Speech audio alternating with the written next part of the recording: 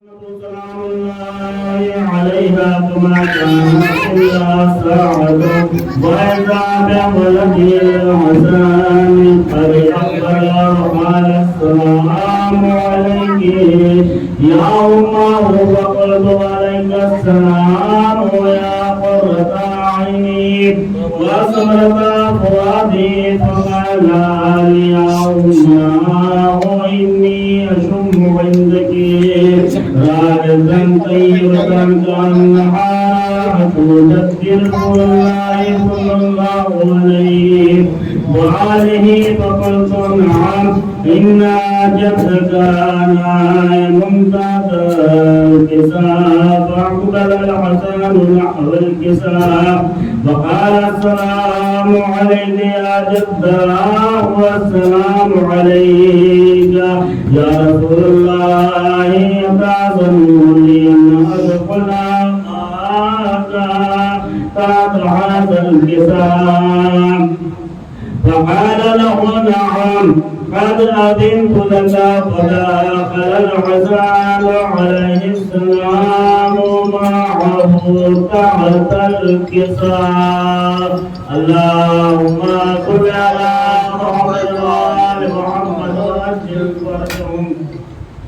قالت فاطمة سلام الله عليها وما كانت إلا ساعة وإذا بولدي الحسين عليه السلام قد أقبل وقال السلام عليك يا أماه فقلت عليك السلام يا قرة عيني وسمرة فؤادي فقال يا أماه إني أشم عندك راية طيبة كأنها راية جد رسول الله صلى الله عليه وآله فقلت نعم إن جدك وأخاك نائمان تحت هذا الكساء فدعا الحسين عليه السلام نحو الكساء وقال السلام عليك يا جداه والسلام عليك يا من اختاره الله وتعظمه لنكون معكم بعد هذا الكساء فقال له نعم قد أذنت لك يا حسين فدخل معهما الحسين تحت الكساء اللهم صل على محمد وآل محمد وأجل فرجهم.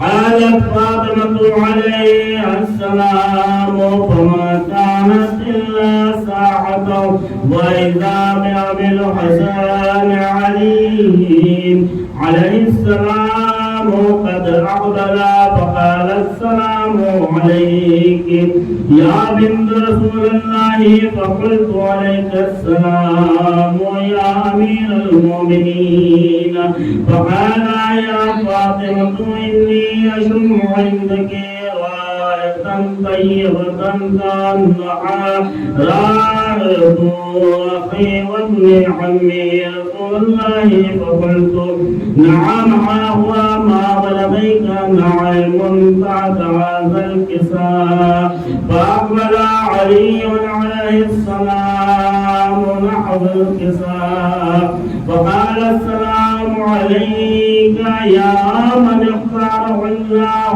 وتعظموا لأن أدخل معكم تحت هذا الكساء قال نعم قد أذنت لك فدخل علي معهم تحت الكساء اللهم صل على محمد وآل محمد وأجل فرجهم.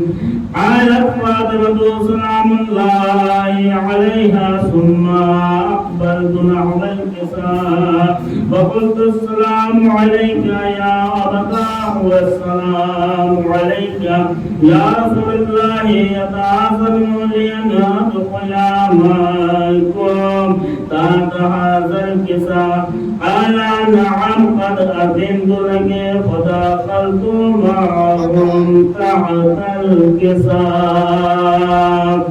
اللهم صل على محمد وآل محمد. قالت فاطمة فلما اكتملنا جميعا تحت الكساء قال الله اعلموا يا ملائكتي وسكان السماوات وعزتي وجلالي إني ما خلقت السماء مبنية ولا أرضا مبنية ولا قمرا منيرا ولا شمسا مضيئا ولا قلبا يدور ولا بحرا يجري ولا قلب يسري إلا في محبتي هؤلاء الخمسة الذين هم تحت الكساء.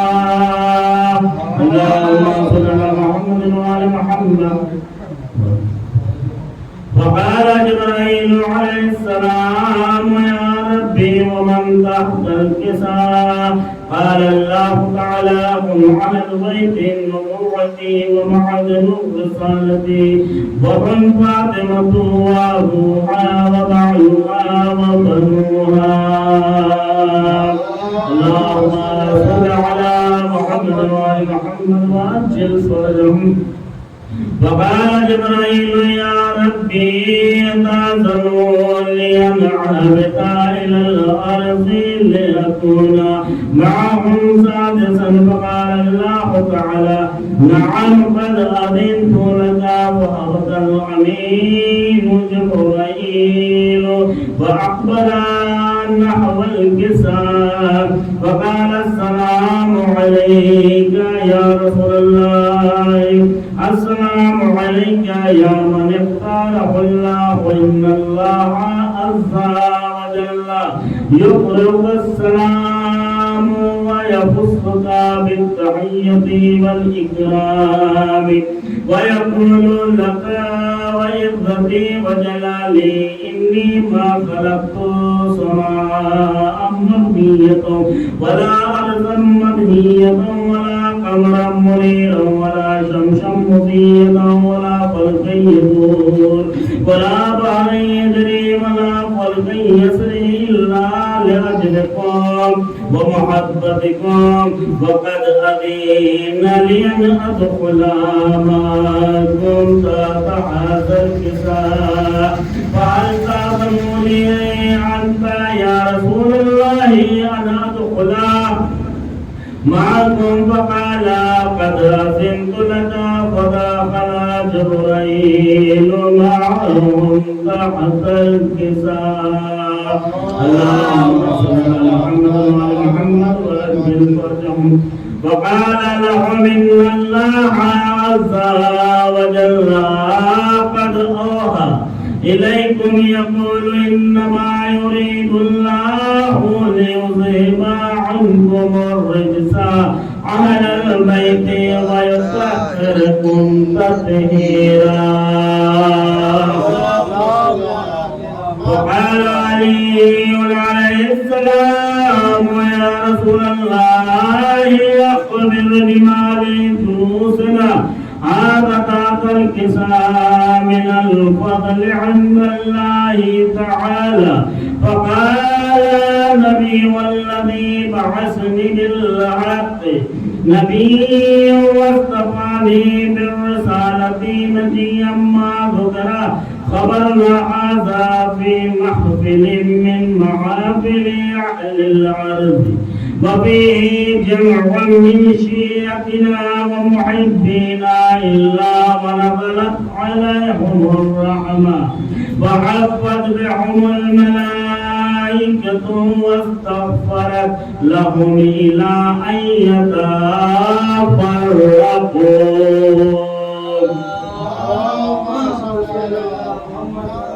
وقال علي عليه السلام والله فزنا وسعدنا وكذلك شيعتنا فازوا وسعيدوا ورب الكعبة. فقال رسول رسول الله والذي بعثني بالحق نبي واصطفاني بالرسالة نجيا ما ذكر خبرنا هذا في محفل من محافل أهل العرس وفيه جمع من شيعتنا وفيهم محمود إلا وفرج الله همه ولا مهموم إلا وكشف الله غمه ولا طالب حاجتي إلا وقضى الله حاجته فقال علي إذا والله فزنا وسعدنا وكذلك شيعتنا فازوا وسعدوا في الدنيا والآخرة اللهم صل على محمد وآل محمد وأجل فرجهم اللهم صل على محمد وآل محمد وأجل فرجهم اللهم صل على محمد وآل محمد وأجل فرجهم بسم الله الرحمن الرحيم اللهم إني أسألك بحق محمد وأنت المحمود وبحق علي وأنت الأعلى وبحق فاطمة وأنت فاطر السماوات والأرض وبحق الحسن وأنت المحسن وبحق الحسين وأنت قديم الإحسان وبحق الأئمة 9 الطاهرين من ذرية الحسين عليه السلام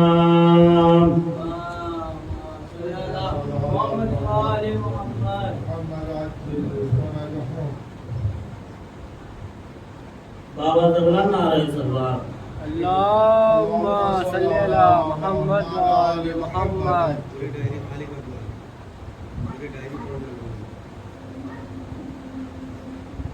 بابا زغلان نعرہ سلوات اللهم صل على محمد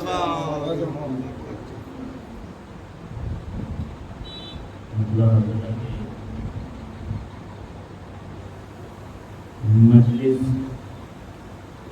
بپا ہوئی ہے شہید تشنگام کی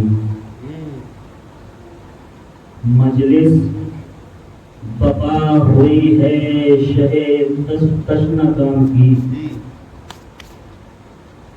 برسات ہو رہی ہے سلام کی اچھا مطلب بھائی اور قید ستم میں رہ کے بھی چھوڑی نہیں نماز قید ستم میں رہ کے بھی چھوڑی نہیں نماز کتنی بلند ہے یہ عبادت امام کی کتنی بلند ہے یہ عبادت امام کی اور اس کو فرشتے قبر میں پیٹیں گے رات دن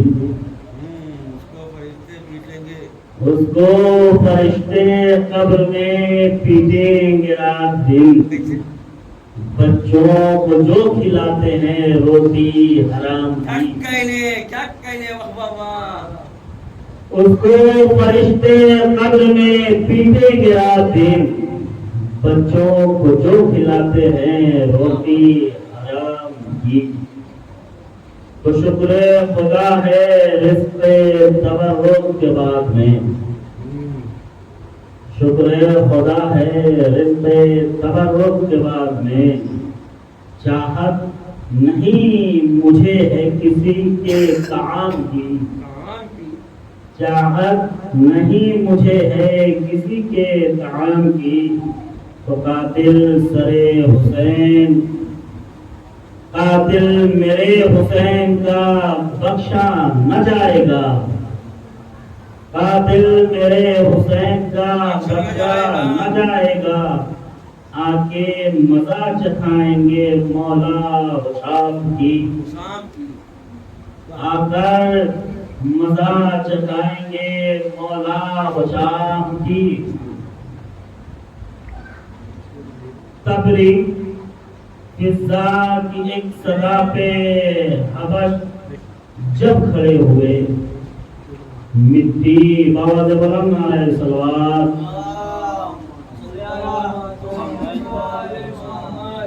باوز بلند علیہ الصلوات،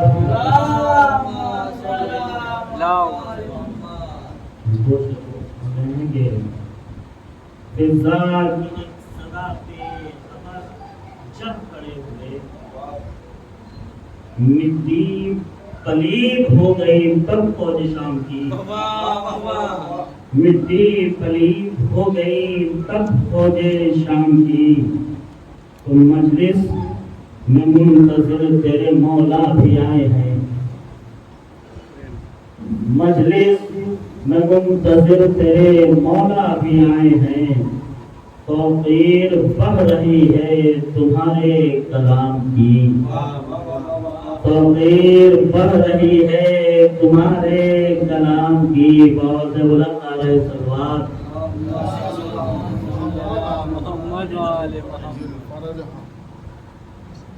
باب علی کے سر کو جھکاتے رہیں گے ہم،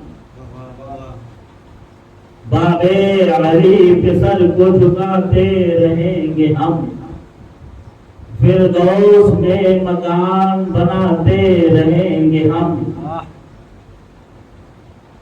ہر دشمن علی پہ تبرہ کیا کرو، ہر دشمن علی پہ تبرہ کیا کرو، یہ بات زمانے کو بتاتے رہیں گے ہم، یہ بات زمانے کو بتاتے رہیں گے ہم، تو کٹوا کے ہاتھ اپنا بچایا علم کی شان، کٹوا کے ہاتھ اپنا بچایا علم کی شان، یاد وفا میں اس کو اٹھاتے رہیں گے ہم، یاد وفا میں اس کو اٹھاتے رہیں گے ہم، ذرا سب شعر دیکھیں، یاد وفا میں اس کو اٹھاتے رہیں گے ہم، دیکھیں، خور سے کہا حسین نے تم بے خطا ہوئے، خور سے کہا حسین نے تم بے خطا ہوئے، ملبوس معافیوں کے پہناتے رہیں گے ہم، ملبوس معافیوں کے پہناتے رہیں گے ہم، اور جب تک ہے زندگی میری مجلس میں بیٹھ کر، جب تک ہے زندگی میری مجلس میں بیٹھ کر، مرہم غم حسین بناتے رہیں گے ہم، مرہم غم حسین بناتے رہیں گے ہم، اور قسمت میں ان کی لکھ گیا جلسہ وفات کا، قسمت میں ان کی لکھ گیا جلسہ وفات کا،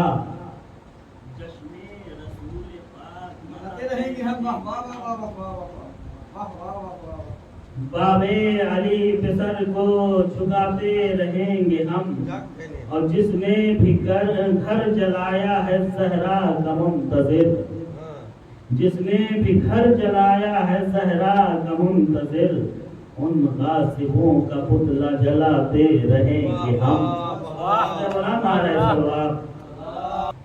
ایک ضرور پڑھا بتا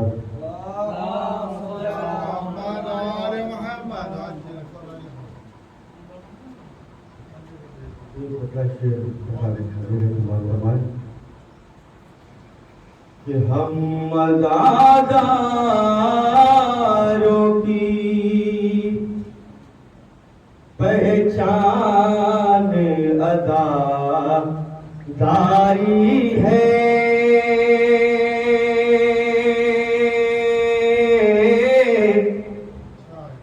ہم عزاداروں کی پہچان عزاداری ہے،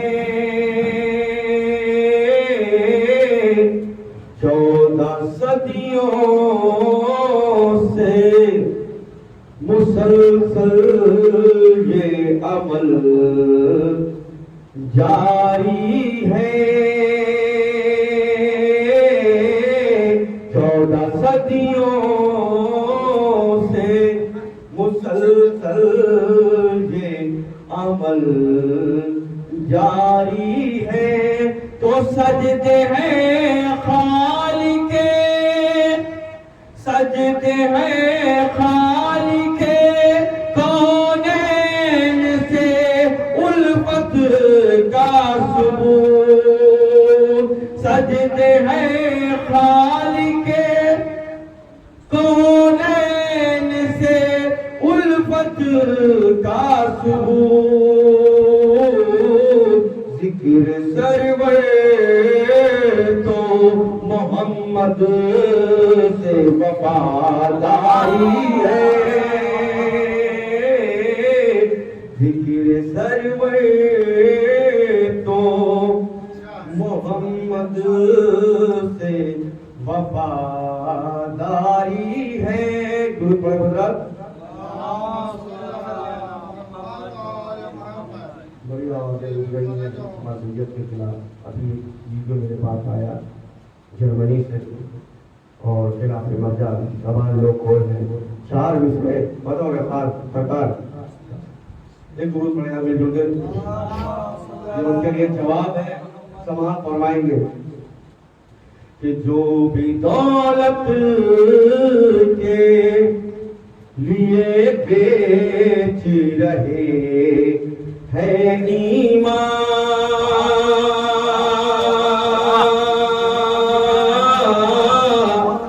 جو بھی دولت کے لیے بیچ رہے ہے ایمان ان کو ہم چین سے ہرگز نہیں سونے دیں گے ان کو ہم چین سے ہرگز نہیں سونے دیں گے تم نہ تخلید کو مانو یہ الگ بات مگر مر جائے باپ کی توہین نہ ہو لے دیں گے مر جائے باپ کی توہین نہ ہونے دیں گے گرو پر حضرت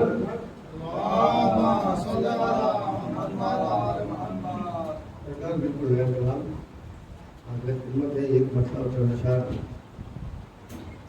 سیدی سجاد سے آواز پکا جائے گا منظر بھائی یہ مسئلہ ہمارے یہاں ہوا تھا اس میں سجاد ہے تو ایک مسئلہ چلنشار لکھ دیتا ہوں سماعت فرما لیں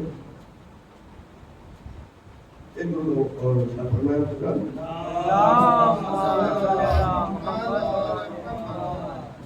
جو بشر سجاد کی سیرت پہ چلتا جائے گا جو بشر سجاد کی سیرت پہ چلتا جائے گا جو بشر سجاد کی سیرت پہ چلتا جائے گا راستہ اس کے لیے ہموار ہوتا جائے گا راستہ اس کے لیے ہموار ہوتا جائے گا یہاں تو شعر حاضر کر رہا ہوں ایک مرتبہ اور 2-3 شعر کی نعمت سماعت فرما لیں کہ یہ ارادے کہہ رہے تھے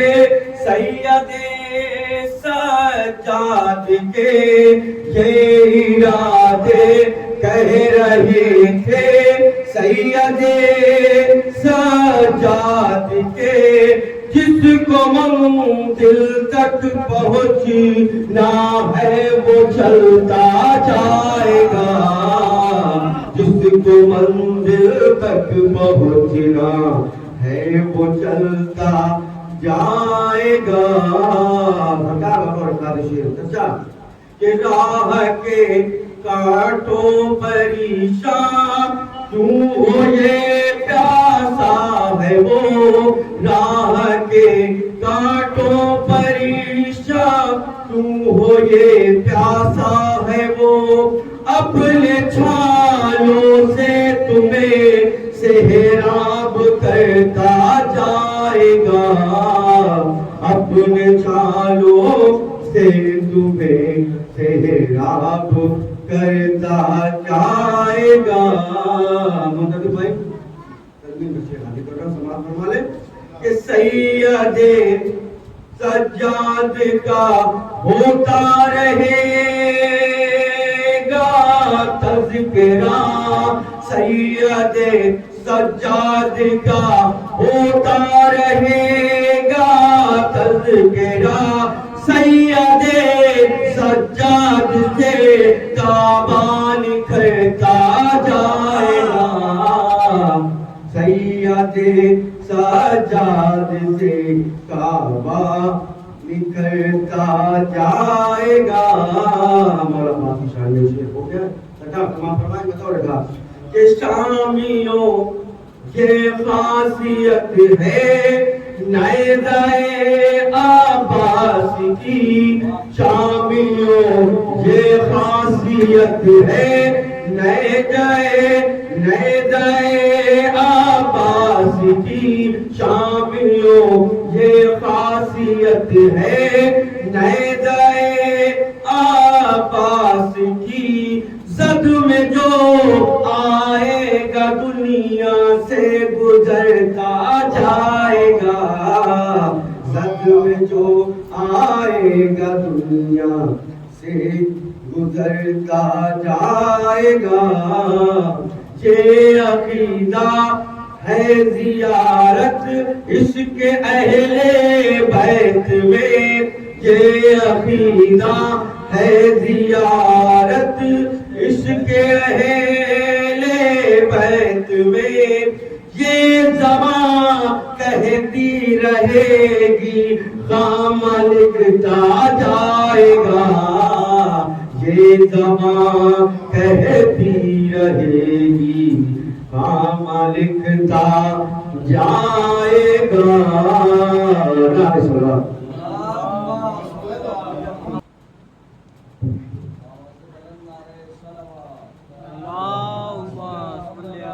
محمد وآل محمد.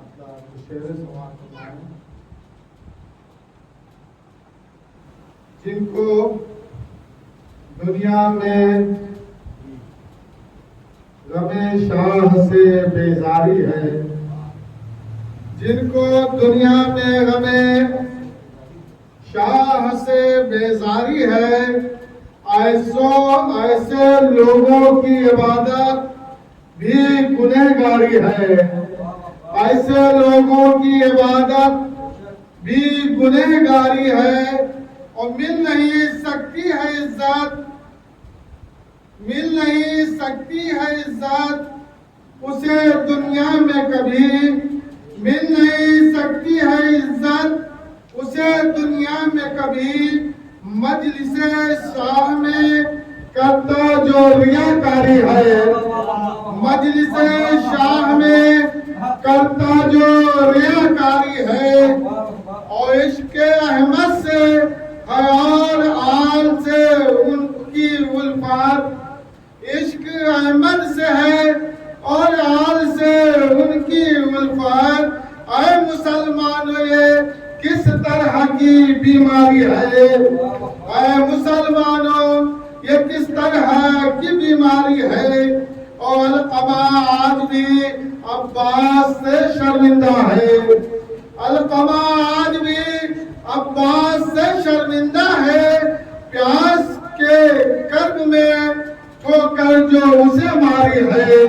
پیاس کے کرب میں ٹھوکر جو اسے ماری ہے اور پیاس کے کرب میں ٹھوکر جو اسے ماری ہے اور آج بھی کرب و بلا سے یہی آتی ہے صدا آج بھی کرب و بلا سے یہی آتی ہے صدا نام عباس سے دنیا میں وفاداری ہے नाने अब्बास से दुनिया में वफादारी है। सलावत पढ़े आप हज़रत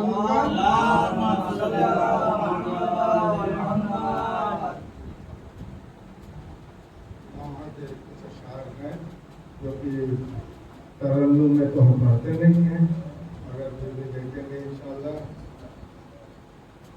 सलावत पढ़े आप अल्लाहुम्मा सल्ली अला मुहम्मद व आले मुहम्मद। कहती थी ये रो कर ख्वाहर, अब्बास चले आओ रन से। कहती थी ये रो कर ख्वाहर, अब्बास चले आओ रन से। छिनती है मेरे सर से चादर, अब्बास चले आओ रन से। ओ कासिम है नाबुआनो जाफर, बाकी नहीं अब शक्ल शिकर। कासिम है नाबुआनो जाफर, बाकी नहीं अब कालश कर। मैदान में तन्हा है सरवर, अब्बास चले आओ रन से। शेर समान फरमाए कि बूंदे भी सकीना के छीने, खैमे भी जलाए लश्कर ने। बूंदे भी सकीना के छीने, खैमे भी जलाए लश्कर ने।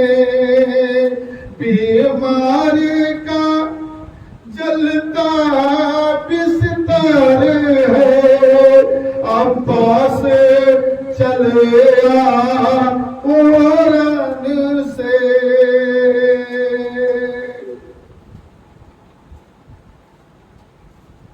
सलवात पढ़े आप हज़रत।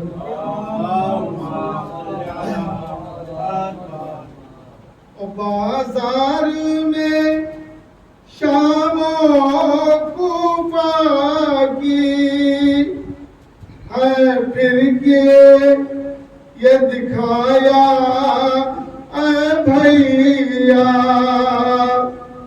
बाजार में शामों कूफा की हाँ फिर के दिखाया ऐ भैया।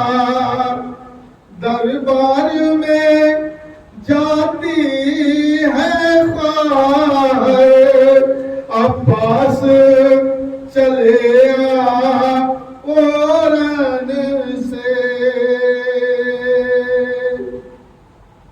मतलब की शकीलत है कि मैदान में कहते थे बापे, पकड़े हुए सरवर अपनी कमर।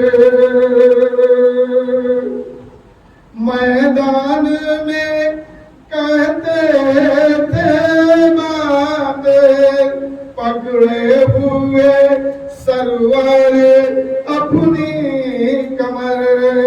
उठती नहीं अब लाश अकबर تھی عباس چلے اورن سے کہتی تھی یہ رو رو کر خوار عباس چلے اورن سے صلوات اللہ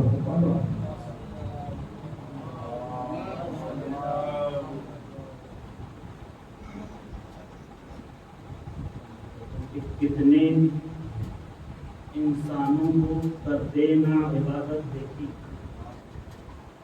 کتنے انسانوں کو کرتے نہ عبادت دیکھی، پھر بھی اللہ کی ہر ایک پہ عنایت دیکھی، پھر بھی اللہ کی ہر ایک پہ عنایت دیکھی۔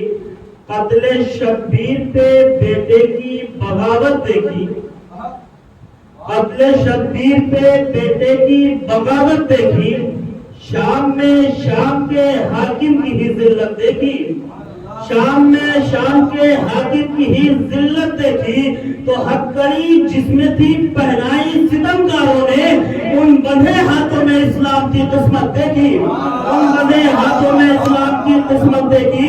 تو منتظر لاغرو بیمار سے جو ڈرتا ہو، ایسا حاکم ہی نہ دیکھا نہ حکومت دیکھی، ایسا حاکم ہی نہ دیکھا نہ حکومت دیکھی۔ آئیے حضرات مصروں کی زیر سایہ آواز دیں گے۔ خطیب اہل بیت علی جناب مولانا اصغر نقی صاحب افروز منبر ہو رہے ہیں، آپ بابت کا استقبال بابت بلند نعرہ صلوات سے کریں۔ اللہ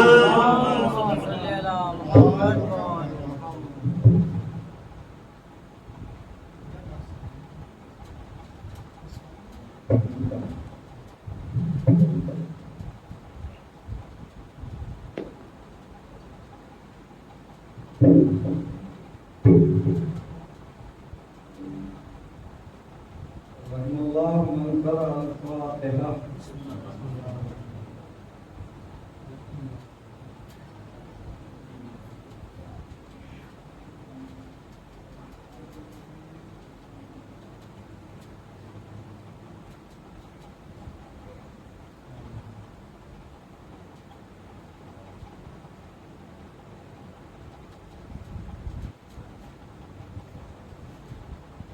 التماس ایک مقام میں الحمد للہ توحید کی تلاوت سنا کر مرحوم مقبول سید فخر علی صاحب، سید نصرت حسین صاحب، اکبر حسین صاحب، سید ہدایت علی صاحب، سید حیدر علی صاحب، کنیز قانون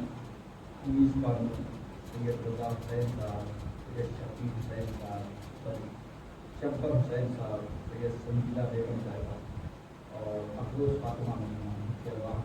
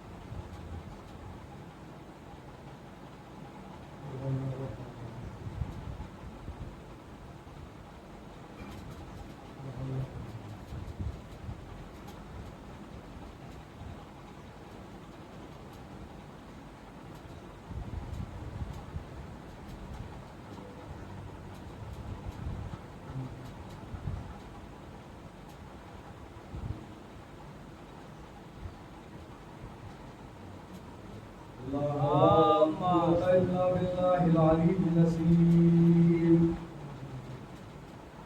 أعوذ بالله من الشيطان اللعين الرجيم بسم الله الرحمن الرحيم الحمد لله الذي لا يغلب مدحته القائلون ولا يحصينا ما أهلادون ولا يؤدي حقه المجتهدون الذي لا يدركه بعد الهمم ولا يناله غاص الفتن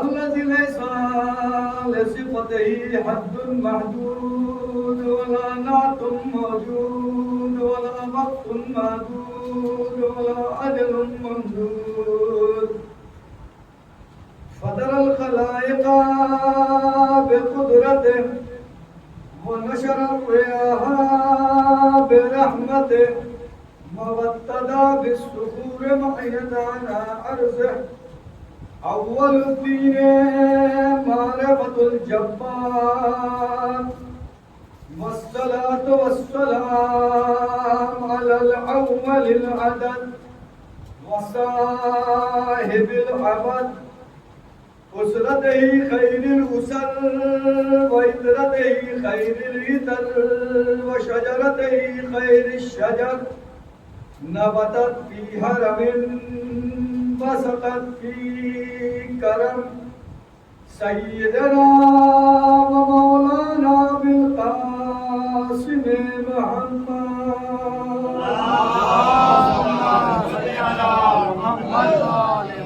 وعليه الطيبين الطاهرين المعصومين المسلومين لا سيما على الحق الجديد وطلب الرشيد وقرة الحميد بقية الله في الأرض حجة الله على الخلق شريك القرآن صاحب العصر والزمان نجل الله تعالى فرجه الشريف ولعنة الله على أعدائهم ومنكر فسائلهم وغاصب حقوقهم أجمعين من يوم ظلمهم إلى قيام يوم الدين أما بعد فقد قال الله تبارك وتعالى في محكم كتابه الكريم وهو أصدق الصادقين وقوله الحق بسم الله الرحمن الرحيم فكلوا مما رزقكم الله حلالا طيبا واشكروا نعمة الله إن كنتم إياه تعبدون صلوات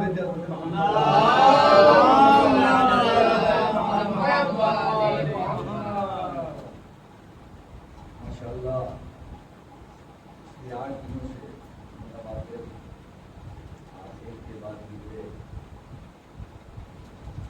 بہترین علماء اور جامعین اور خطبہ کے بیانات سنتے تھے. آخری مراحل کی یہ دو مجلسیں جیسے طالب علم بتائی تھے.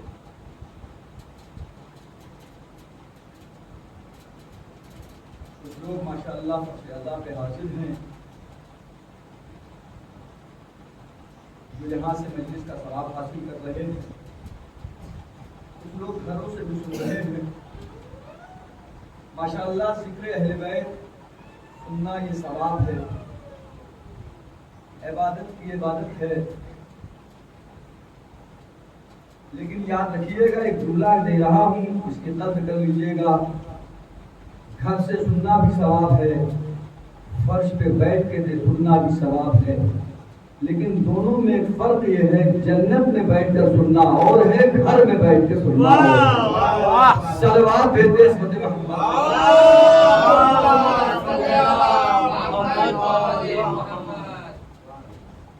عزیزان ایمان, میں نے لفظ کہہ دیا ہے کہ جنت میں بیٹھ کر سننا یہ اور ہے. یہ میرا اپنا لفظ نہیں تھا, بلکہ مسجد نبوی ہے, زہرا کی ڈیوڑی پر جھاڑو لگانے والا سلمان پیغمبر کے پاس بیٹھا ہوا تھا، اصحاب کا مجمع تھا.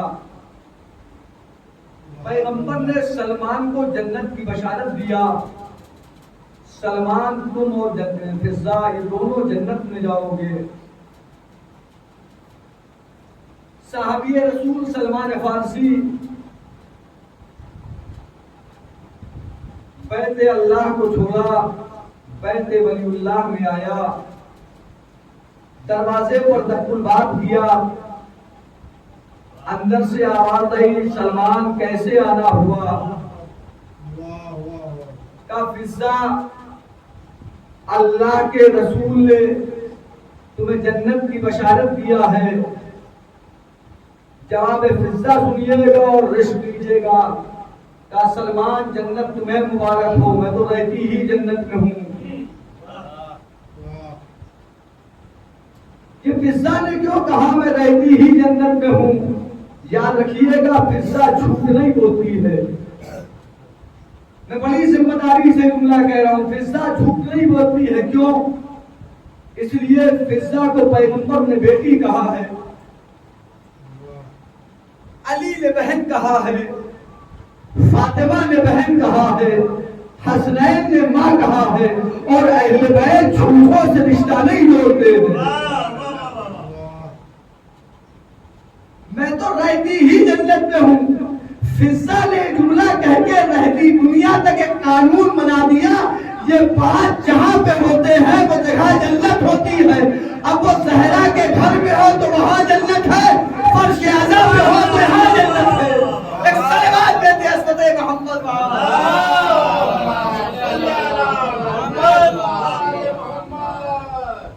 اور اس جنتی ماحول میں میں نے 2 روزہ مجلس کے لیے موضوع کا انتخاب کیا ہے منتظر بھائی کے شعر سے کہ بچوں کو جو کھلاتے ہیں روٹی حرام کی.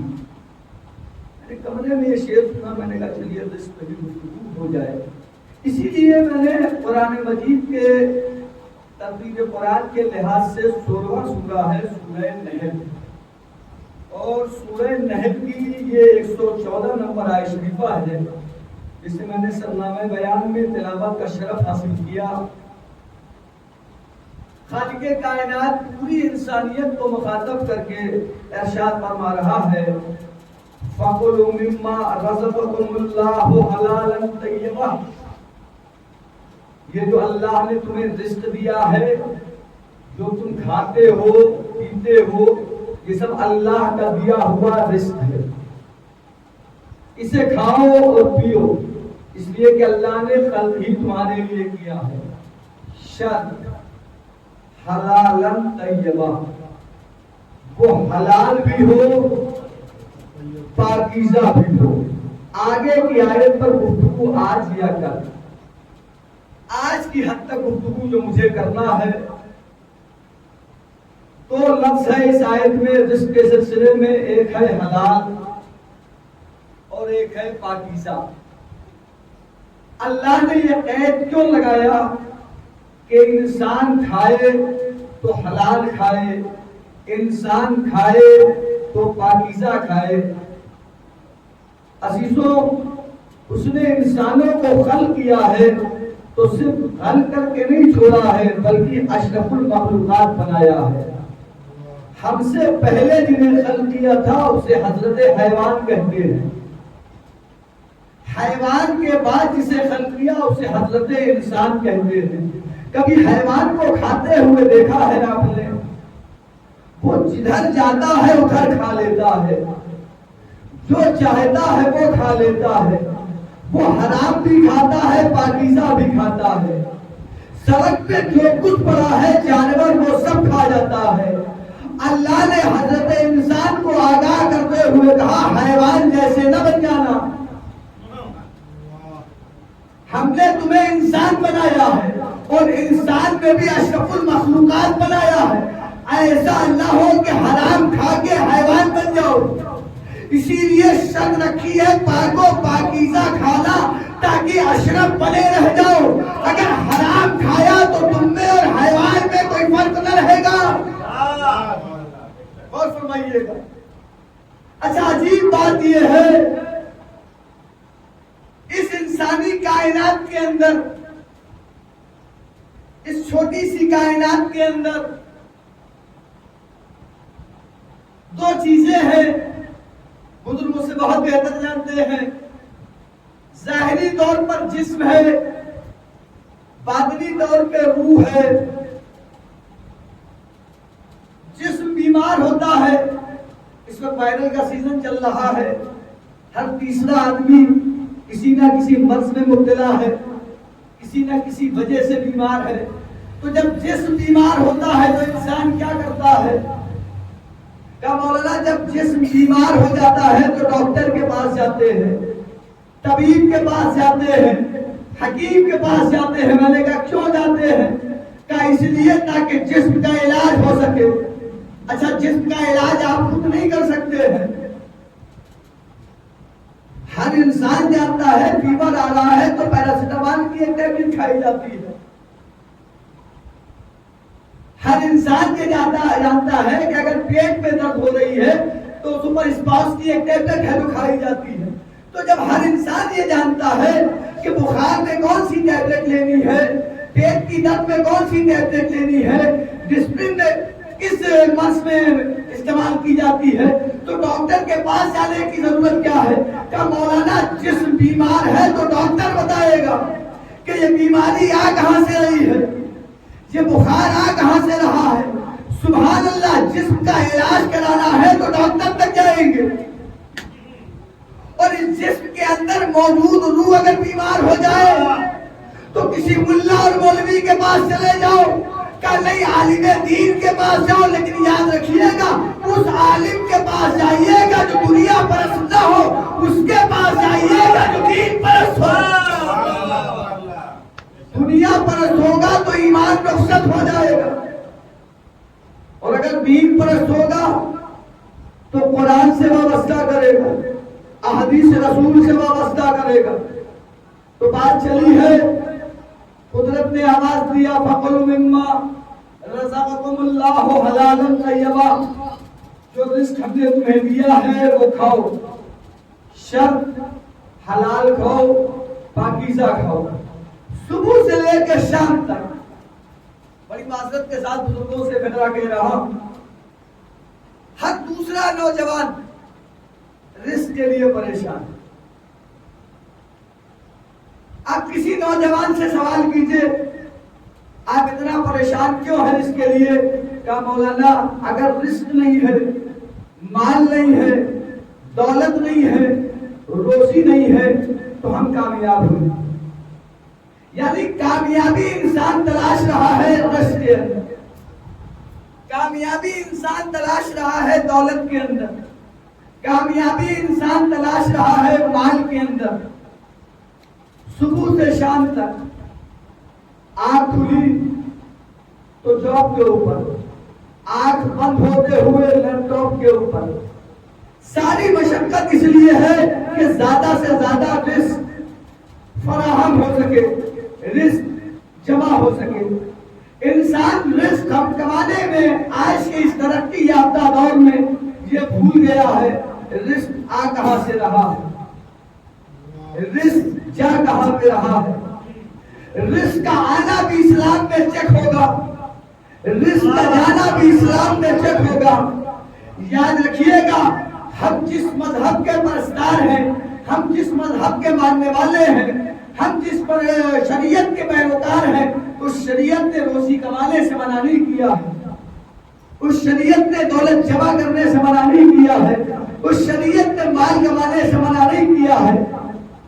آغاز کلام میں یہ فطرہ کہہ دے رہا ہوں، اگر شریعت محمدی کے اندر مال کا کمانا اور مال کا جمع کرنا یہ بدترین عمل ہوتا تو اللہ کبھی خدیجہ کے مال کو اپنا مال نہ کہتا. اللہ نے مال خدیجہ کو اپنا مال کہا.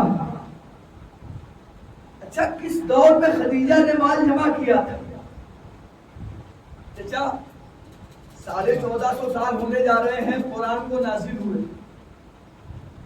قرآن کے نزول کے بعد منتصب بھائی اگر آج اس زمانے میں مجھ سے کہا جائے، میں آپ کی بات نہیں کرتا ہوں، کہ مولانا آپ کو 10,000 روپے کمانے ہیں حلال اور پاکیزہ، ممکن ہے؟ جبکہ قرآن آ چکا، رسول کی احادیثیں موجود ہیں، اہل بیت کے فرامین موجود ہیں، باوجود اس کے میں 10,000 روپے رزق حلال نہیں کما پا رہا، پاکیزہ نہیں جمع کر پا رہا۔ میرا کروڑوں سلام فاطمہ کی ماں کے اوپر قرآن نہیں آیا تھا، خدیجہ نے جو مال کمایا وہ اتنا طیب و طاہر تھا کہ اللہ نے اسے اپنا مال کہا۔ علم یجد کا یتیمن فاوا ولد وجدہ کا عائلن فاغنا، ہم نے آپ کو محتاج دیکھا تو کیا غنی نہیں کر دیا؟ ہم نے آپ کو مال نہیں دیا، میرے مال نے دیا خدیجہ نے، تو کہہ رہا ہے میں نے مال دیا؟ اگر تو نے اپنے حبیب کو مال دیا ہوتا تو میرے مالک، میں نے تو پوری تاریخ میں یہ کہیں نہیں دیکھا کہ کہیں پیغمبر کے گھر میں کوئی دفینہ باہر نکل آیا ہو، میں نے تو نہیں دیکھا کہ کہیں پیغمبر کے گھر میں کہیں سے رات میں مال کی بارش ہو گئی ہو، کہیں سے کوئی مال پیغمبر کو نہیں ملا، کوئی دفینہ پیغمبر کے پاس نہیں نکلا، کوئی مال پیغمبر کے گھر میں نہیں گیا، دیا خدیجہ نے اپنا مال۔ اللہ کہہ رہا ہے میں نے دیا، میرے مالک یہ تو مال خدیجہ کا تھا، کہاں میں نے خدیجہ کے مال کو اپنا مال کہا ہے؟ کیوں؟ کہ میں یہی تو ملت اسلامیہ کو سمجھانا چاہ رہا ہوں۔ اب جب کوئی میری بارگاہ میں آ کے یہ کہے گا مالک مجھے یہ دے دے، مالک مجھے یہ دے دے، مالک مجھے دولت دے دے، مالک مجھے مال دے دے، مالک مجھے اولاد دے دے، تو پلٹ کے میں یہی کہوں گا کہ میرے حبیب کو بغیر وسیلے کے نہ دیا تو نبی کو بغیر وسیلے کے کیسے دے دوں گا؟ اللہ نے محمد کو دینے کے لیے وسیلہ رکھا ہے، اس کا مطلب جب وہ ادھر سے دیتا ہے تو وسیلے سے دیتا ہے، تو جب یہ قانون خدا بن گیا نا، ادھر سے دے گا تو وسیلے سے دے گا، تو اگر ادھر سے لے گا تو وسیلے سے لے گا۔ ایک صلوات میں عظمت محمد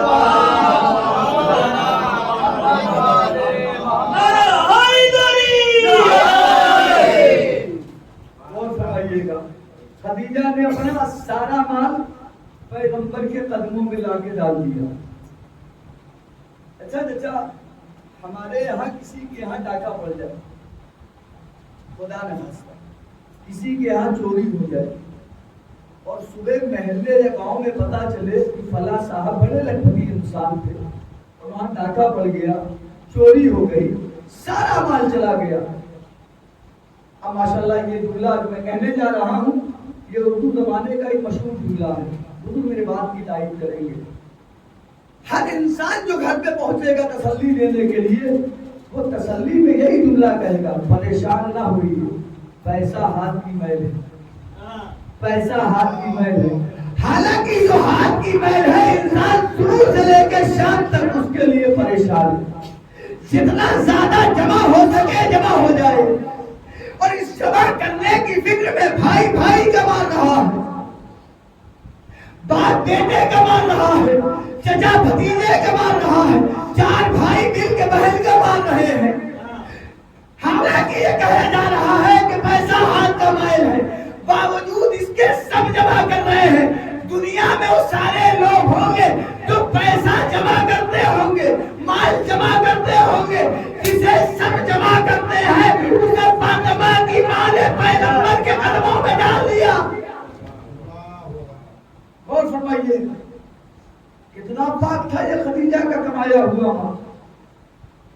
تو شرط کیا ہے؟ حلال بھی ہو، پاکیزہ بھی۔ تو ہم جو کما رہے ہیں یہ حلال ہے، پاکیزہ ہے۔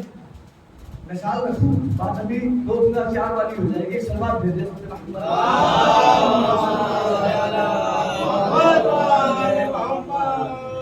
لیکن مجمع کم زیادہ اس کا میرے صحت کے ساتھ پہلی چیز۔ دوسری چیز मजलिस की कामयाबी ये कतन नहीं है कि सरकार असगर नबी साहब ने पढ़ा और 1 घंटे में 100 नारे लगे। छत पिट गई, छत अगर पीटना हो तो उसमें आइटम बम लगाइए। बात जितनी कही जाए अगर वो मुंतकिल हो जाए, एक तक भी मुंतकिल हो गई तो मेरी भी बन गई, बाकी मजलिस की भी बन गई, उसकी भी बन गई। मुझे इसका शिकवा मुंतजिर भाई कतन नहीं रहेगा कि मैं गया था निमोवी और वहां कम लोग थे और नारा कर लगा। बात मेरी पहुंच जाए, खुदा का ये शुक्र रहेगा। रिश्ते हलाल, आज की हद तक गुफ्तगू इसी पर ही रहेगी इंशाअल्लाह। जिस जमाने में हम जी रहे हैं, इस जमाने में हम कितना रिस्क हलाल का खा रहे हैं या औलाद को खिला रहे हैं, इस पर गौर कीजिए। मैं तो ये नहीं जान रहा हूं कि इस मजमे में कौन निकालता है और कौन नहीं निकालता है, लेकिन यकीन इस बात का है कि माशाअल्लाह जितने वालिद हैं सब खुश निकालते हैं। हालांकि एक टोली चली है जो ये कहती है कि ये मुल्ला मौलवी का काम है, इससे आगाह रहने की जरूरत है। अब तो माशाअल्लाह रवायत पेश हो रही है कि जनाब अली 3 मासूम ने कह दिया है कि खुम्स जो है आखिरी जमाने में शियों से इमाम ने रुखसत ले लिया। मुझे खुद दिखाया गया मेरे मुशाहिदे की चीजें। अच्छा, जहां पर भाई मौला का नाम आ जाए कि इमाम ने ये कहा है, अब वहां कौन सा शिया का बच्चा है कि जो उस बात को ना माने? हर इंसान ये मान लेगा ना कि मौला ने कहा है तो सही कहा, इसका मतलब 3 इमाम ने कह दिया तो फंस नहीं निकालना है। हालांकि अगर आप कुरान तक जाए तो कुरान 10वां पारा शुरू जहां से हो रहा है वही पहली आयत में कहा जा रहा है कि 5वां हिस्सा निकालिए। कुरान कह रहा है निकालिए, 3 मासूम कह रहे हैं आखिरी जमाने में रुखसत ले लिया है ताकि हमारे शियों से गुनाह ना होने पाए, आप मत निकालिए। किसकी मानेंगे जरा?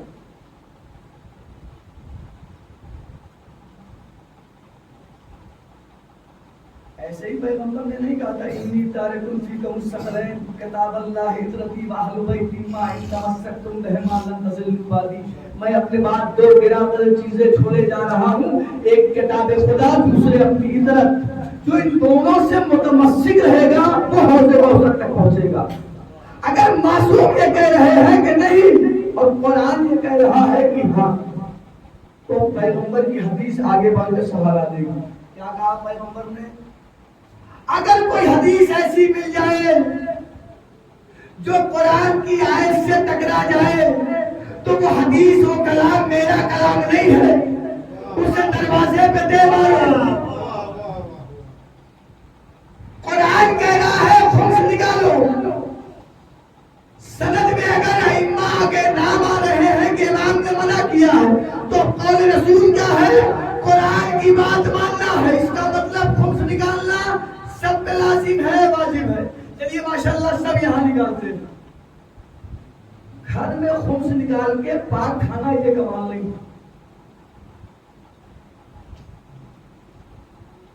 सामने वाले के यहाँ जो खा रहे हैं वो कितना पाक है ना? बात ये मैं मिसाल रखता हूँ, मिसाल में मैं अपने बुलाता हूँ। माशाअल्लाह 22 रजब की नज़र सबके घरों में होनी भी चाहिए। मेरा भी घर है मुंतसिर भाई और मेरे पड़ोस में एक साहब और घर है। मैं माशाअल्लाह सुबह जब जाता हूँ घर से जॉब पर अपने तो बैग खाली लेके जाता हूँ, शाम को आता हूँ तो भर के ले आता हूँ। समझ सकते हैं आप ना मैं कितनी अच्छी कमाई कर रहा हूँ। इसके बरखिलाफ जो मेरे पड़ोस में रहता है वो खुम्स की रकम लेता है, यानी उस पर खुम्स वाजिब है। तो वाजिब है नहीं, इस्तिताअत है उसके पास, गुर्बत है उसके अंदर, वो अहले अयाल को पालने के लिए खुम्स ले रहा है। अब मैं सवाल करूं आपसे, ये जो ले रहा है ये जायज है कि नाजायज है? जायज है ना? اس لیے کہ اسے جان کا بچانا لازمی ہے، بچوں کو پڑھانا لکھانا لازمی ہے، لہذا یہ اس کا حق ہے، اس لیے یہ اسے لے رہا ہے۔ سوال، یہ جو خمس لے رہا ہے اپنا حق لے رہا ہے، سماج اسے اچھی نگاہ سے دیکھے گا نہیں؟ اگر پتہ بھی چل جائے کہ یہ خمس کی رقم کھاتا ہے تو خود مال حرام کھانے والا اس کے لیے نظریہ یہی قائم کرے گا، جناب دیکھتے نہیں ہے خمس کی رقم کھا رہا جبکہ یہ اپنا حق کھا رہا ہے۔ اس کے پڑوس میں میں رہتا ہوں، صبح خالی بیگ لے کے جاتا ہوں، شام کو بیگ بھر کے لاتا ہوں، رشوت کی رقم لاتا ہوں، یہ میں حلال لا رہا ہوں یا حرام لا رہا ہوں؟ حرام ہے نا؟ سماج مجھے عزت دے گا یا نہیں دے گا؟ روکوں بات، آپ کے یہاں بھی مسجد ہے ماشاءاللہ، ماہ رمضان میں جماعت ہوتی ہے آپ کی، میرے یہاں بھی ہوتی ہے۔ بہت سارے افراد ملک میں ایسے بھی ہوں گے جو ماشاءاللہ متقی ہیں، پرہیزگار ہیں، دین سے وابستہ ہیں، عبادت کر رہے ہیں، سارے ارکان ادا کر رہے ہیں، لیکن جب مسجد پہنچتے ہیں تو لباس تھوڑا میلا ہوتا ہے۔ میں آپ کی بات نہیں کر رہا ہوں، مجھ جیسا مولوی بھی اگر محراب میں ہوگا تو عزت سے اسے صف اول میں بلائے گا نہیں بلائے گا، کیوں؟ اس لیے کہ اس سے مال نہیں مل رہا۔ اس کے اپوزٹ ایک وہ شخص مل جائے جو صرف عید اور بقرعید پڑھنے آتا لیکن لباس اس کا سفید ہے، حالانکہ کردار سفید نہیں ہے۔ آپ تو دور جناب عالی، اگر میری نگاہ مسجد میں پڑ جائے تو مجھے صف اول میں بلاؤں گا، کیوں؟ اس لیے کہ جتنا آگے جگہ دوں گا اتنا موٹا لفافہ مجھے ملے گا۔ ہے ایسا سماج میں یا نہیں ہے؟ میں منبر سے آپ کو رزق حلال بتا رہا ہوں، جو مسجد میں حلال کھا کے آنے والا تھا وہ صف اول میں نہیں ہے، صف آخر میں ہے۔ جو رزق حرام کھانے والا تھا وہ صف اول میں ہے نا یہ بیان؟ تو میرے پڑوس میں رہتا تھا، وہ رزق حلال کھا رہا تھا، میں رزق حلال جمع کر رہا تھا۔ 22 رجب کی نظر میرے یہاں بھی تھی، اس کے یہاں بھی تھی۔ اتفاق سے منتصر بھائی اسے بھی جانتے تھے، مجھے بھی جانتے تھے۔ یہ بتائیے ان کے قدم پہلے کس گھر کی طرف بڑھیں گے؟ اگر اس غریب کے یہاں چلے جائیں تو سوکھید کیا، اور میرے یہاں آ جائیں تو میوہ اور پھل، گھر میں نکالتے ہیں خود حلال کھا رہے ہیں، باہر پہنچ رہے ہیں تو حرام کھا رہے ہیں۔ یاد رکھیے گھر میں حلال کھانا کمال نہیں ہے، بازار اور سماج کے اندر حلال کتنا کھا رہے ہیں۔ اب کسی مولوی سے شکوہ نہ کیجیے گا، مولانا اتنی مجلسیں ہو رہی ہیں، اب آپ پہ اثر کیوں نہیں ہو رہا ہے؟ امام حسین کا کربلا کا فطرہ تم پر میری بات کا اثر اس لیے نہیں ہو رہا ہے کہ تمہارے شکم حرام سے بھرے ہوئے ہیں۔ جملہ کہنے کی اجازت ہے، جب شکم حرام سے بھرے ہو تو امام کے جملے کا اثر نہیں ہوتا ہے، تو کسی ملا کی زبان کا اثر کیا ہوگا اگر شکم حرام سے بھرا ہوا ہے؟ ایک سلوات کرنے اسمت محمد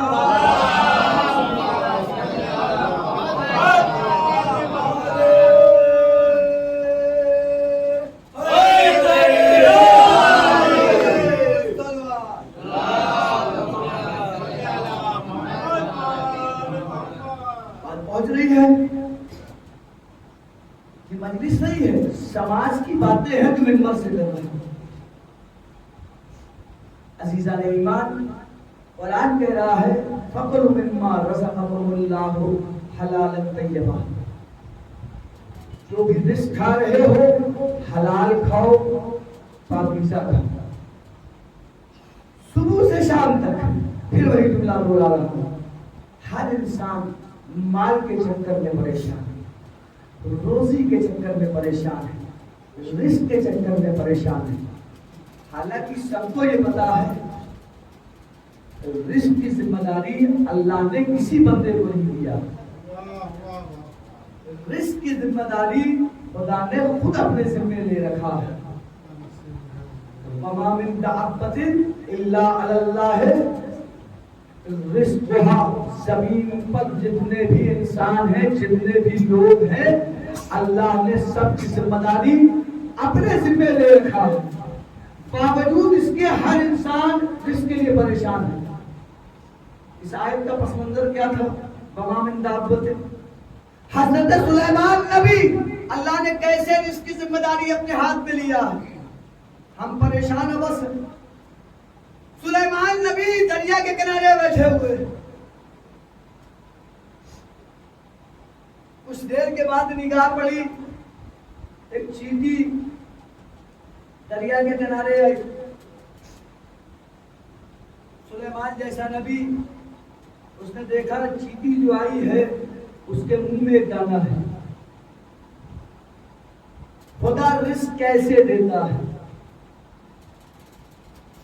چیٹی جیسے ہی دریا کے کنارے پہنچی، حضرت سلیمان کہتے ہیں ایک مرتبہ دریا سے ایک مچھلی باہر نکلی، اس کا منہ کھلا ہوا. چیٹی اس مچھلی کے منہ میں بیٹھی، مچھلی سے پانی کے تہ میں لے کے چلی گئی. سلیمان یہی بیٹھے رہے. کچھ دیر کا وقفہ گزرا. کچھ دیر کے بعد مچھلی پھر پانی پہ باہر آئی. اس نے منہ کو کھولا، چیٹی باہر نکلی، لیکن اب منہ میں دانا نہیں تھا. سلیمان نبی ہے، سب جانتے ہیں، علم غیب رکھتا ہے نبی، لیکن چیٹی سے سوال کر لیا. یہ سوال کیا ہی اس لیے تھا تاکہ ہم تک بات پہنچ جائے. یہ بتاؤ ابھی جب تم سمندر کے اندر گئی تھی تو تمہارے منہ میں دانا تھا، لیکن اب سمندر سے دریا سے باہر نکلی تو دانا غائب ہے. کیا یا نبی اللہ آپ کو تو پتا ہے، لیکن پھر بھی آپ نے پوچھا ہے تو بتا دے رہی ہوں. سمندر کے تہ کے اندر دو پتھروں کے درمیان ایک کیڑے کو خدا نے خلق کیا ہے جو نابینا ہے، دیکھ نہیں سکتا، ہاتھ اور پیر نہیں ہے، چل نہیں سکتا. اللہ نے اس کے رزق کی ذمہ داری خود لے رکھی ہے. وہ روز مجھے ایک دانہ دے کے بھیجتا ہے. میں یہاں تک آتی ہوں، مچھلی مجھے لے کے جاتی ہے. میں اس پتھر کے اندر جاتی ہوں، اس کا رزق پہنچاتی ہوں، واپس آ جاتی ہوں. ایک چیز تو پتا چل گئی، اللہ اس دنیا کے اندر اپنے جتنے بندے کو رزق دیتا ہے وسیلے سے دیتا ہے. اب ہم سے یہ سوال نہ کرنا امام بارگاہوں میں کیوں آتے ہو. ہمیں پتا ہے وہ رزق دیتا ہے وسیلے سے. ہم یہاں صرف مجلس کرنے نہیں آتے ہیں، حسین کے وسیلے سے رزق حلال مانگنے آتے ہیں. ایک صلوات دیتے ہیں اسمت محمد.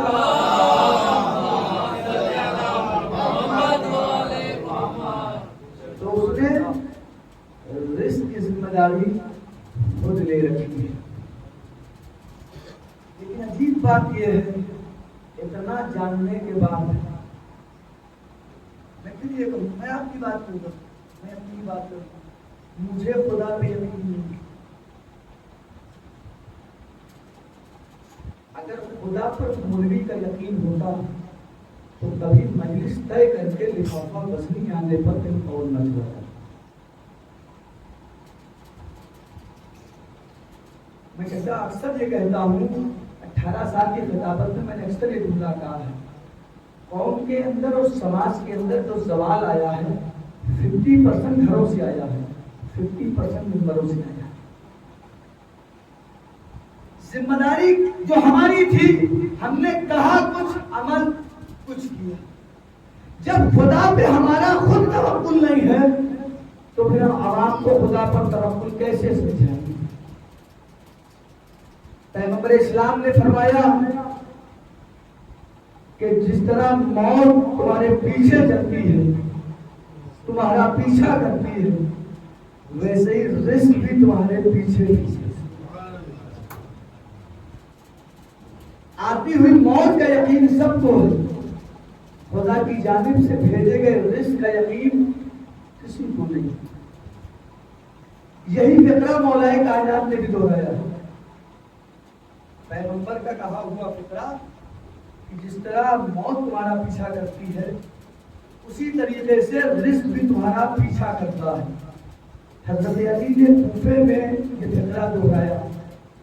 جس وقت علی یہ فقرہ دہرا رہے تھے مجمع میں ایک سمجھدار بیٹھا ہوا. میں آپ کو بتاؤں سمجھدار کسے کہتے ہیں؟ سمجھدار اسے کہتے ہیں کہ جو اس عقیدے کے ساتھ آئے کہ میں نہ مانوں گا. جس عقیدے پہ آئے اسی عقیدے پہ واپس چلی جائے اسے کہتے ہیں آج کے دور میں سمجھدار. وہ کافی سمجھدار تھا. جب حضرت علی نے جملہ دہرایا پیغمبر کا کہ جس طرح رزق موت تمہارا پیچھا کرتی ہے اسی طریقے سے رزق تمہارا پیچھا کرتا ہے, اس نے کہا علی میں تو کچھ اور سوچ رہا ہوں. میرے مولا نے کہا کیا سوچ رہے تھے؟ کہا یا علی میں یہ سوچ رہا ہوں کہ ایک شخص ہے جس نے ایک ایسا کمرہ بنایا کہ جس کی دیواریں پتھروں کی, چھت پتھروں کی ہے, سوئی کے نوک کے برابر اس میں سوراخ نہیں تھی اور وہ اس میں بیٹھ گیا. میرے مولا نے کہا تو یا علی اب رزق کا فرشتہ اس میں کیسے داخل ہوا؟ سمجھداری دیکھا. ایسے ہی سمجھدار بہت اسلام میں گزرے. کیا کہا علی سے؟ پتھر کی دیوار ہے, پتھر کا کمرہ ہے, سوراخ سوئی کے برابر بھی نہیں ہے کہ روزی کا فرشتہ داخل ہوگا. اس میں ایک شخص بیٹھا ہوا ہے. اب اس کی روزی کیسے پہنچے گی؟ اب اس کا رزق کیسے پہنچے گا؟ یعنی اپنی زبان میں یہ حضرت علی کو جھوٹا بنانا چاہ رہا تھا. حالانکہ یہ علی کا قول نہیں تھا, پیغمبر کا قول تھا. جو پیغمبر کو جھوٹا ثابت کر دے وہ نسل بعد نسل خود جھوٹا. جیسے اس نے یہ کہا نا, میرے مولا نے پلٹ کر اسی کے لب و لہجے میں جواب دیا تھا میں بھی کچھ اور سوچ رہا تھا. تاریخ یہ کہتی ہے کہ جب میرے مولا نے کہا کہ میں بھی کچھ اور سوچ رہا تھا تو اس نے یہ غلط فہمی پالا کہ شاید علی کے پاس میرے سوال کا جواب نہیں. میں پہلا تاریخ کا وہ شخص ہوں کہ جس نے علی کو لاجواب کر دیا ہے. اس نے علی سے سوال کیا, علی میرے سوال کا جواب کیا ہے؟ علی نے کہا میں کچھ اور سوچ رہا تھا. جب اس نے کئی مرتبہ سوال کیا نا اس کی شدت بڑھ گئی اور مجمع علی کی طرف متوجہ ہو گیا. علی نے کہا میں تو تمہارا جواب دوں گا لیکن تم یہ بتاؤ, تم نے یہ کہا کہ کمرہ پتھر کا بنا ہوا ہے, دیوار پتھر کی ہے, چھت پتھر کی ہے, سوئی کے نوک کے برابر اس میں کوئی سوراخ نہیں ہے کہ رزق کا فرشتہ اس میں داخل ہو, تو ایسا شخص توجہ, ایسا شخص زندگی بھر زندہ رہے گا. آپ نے غور ہی نہیں کیا.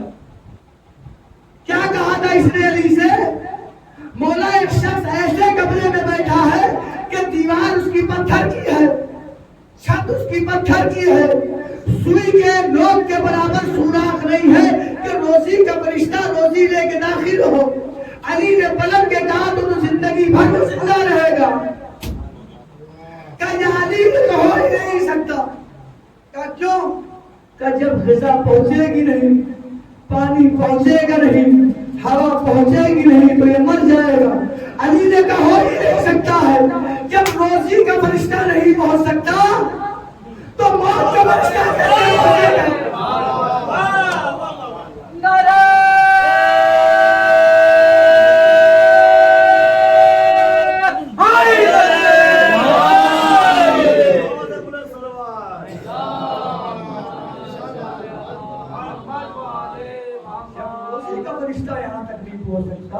تو موت کا فرشتہ کیسے پہنچے گا؟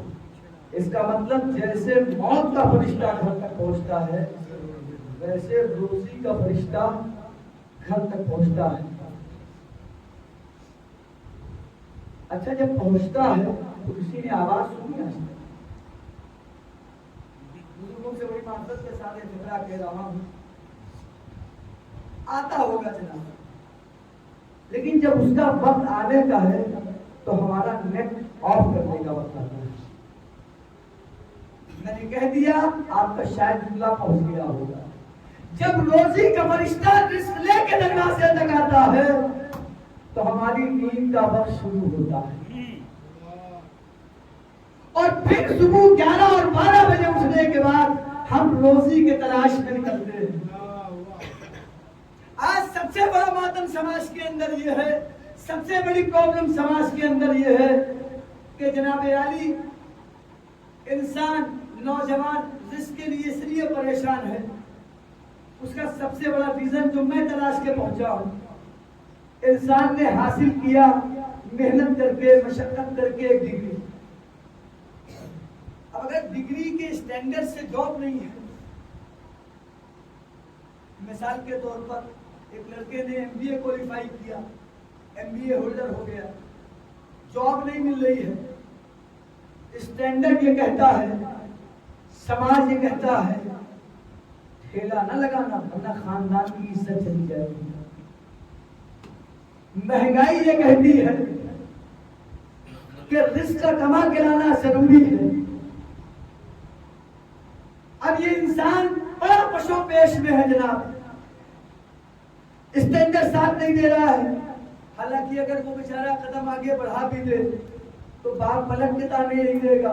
اسی دن کے لیے ڈگری دلایا، اسی جاب کے لیے کہ تم اب ٹھیلا لگاؤ گے، خاندان کی عزت چلی جائے گی، میرا نام برباد ہو جائے گا. بڑی معذرت کے ساتھ ایک جملہ کہہ رہا ہوں، ایسا کہنے والا ہر باپ ذرا دل پہ ہاتھ رکھے، دل پہ ہاتھ رکھ کے سوچے اس کے خاندان کی عزت زیادہ ہے یا علی کے خاندان کی؟ اس کی اپنی عزت زیادہ ہے یا علی کی؟ کائنات کا امیر جسے کہتے ہیں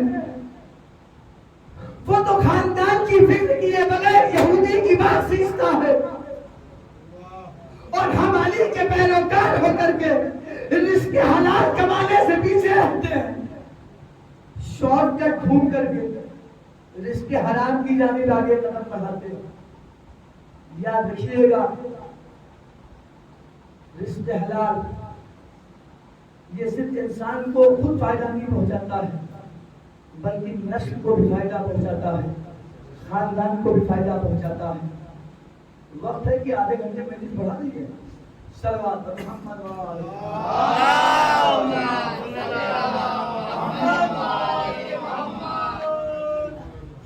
رزق حلال انسان کو خود فائدہ پہنچاتا ہے، خاندان کو، اولاد کو فائدہ پہنچاتا ہے.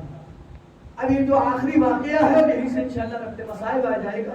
حیات القلوب کی دوسری جلد سے واقعہ پڑھنے جا رہا ہوں. علامہ مجلسی علیہ رحمہ نے اس واقعے کو نقل کیا ہے. نوجوان متوجہ ہو کے سنے اور خود متوجہ ہو کے سنے. رزق حلال کا فائدہ کیا ہے؟ علامہ مجلسی علیہ رحمہ لکھتے ہیں کہ ایک شخص تھا جو مالدار تھا. دیکھیے مال کا آنا یہ عذاب نہیں ہے، مال کا صحیح جگہ خرچ کرنا یہ اصل معنی ہے. اگر صحیح جگہ صرف نہیں ہوا ہے تو یہ عذاب کا باعث کرے گا. مالدار تھا، اچھی خاصی رقم اللہ نے اسے دے رکھی تھی، اللہ سے لیتا تھا، بندوں کو دیتا تھا. یہی اسلام چاہتا ہے. اللہ سے لیتا تھا، بندوں کو دیتا تھا، دیتا رہا، مال بڑھتا رہا. ہوتے ہوتے ایک دن یہ دنیا سے چلا گیا. اچھا جب باپ اچھے عمل کرتا ہے تو وہ اثر زوجہ میں بھی آتا ہے، وہ اثر بچوں میں بھی آ جاتا ہے. جیسے شوہر کا ہاتھ کھلا ہوا تھا روایت کہتی ویسے ہی زوجہ کا بھی ہاتھ کھلا تھا. وہ بھی ویسے ہی بانٹتی رہی جیسے شوہر بانٹتا تھا. اللہ نے اس مرنے والے کو ایک عدد اولاد بھی دیا تھا.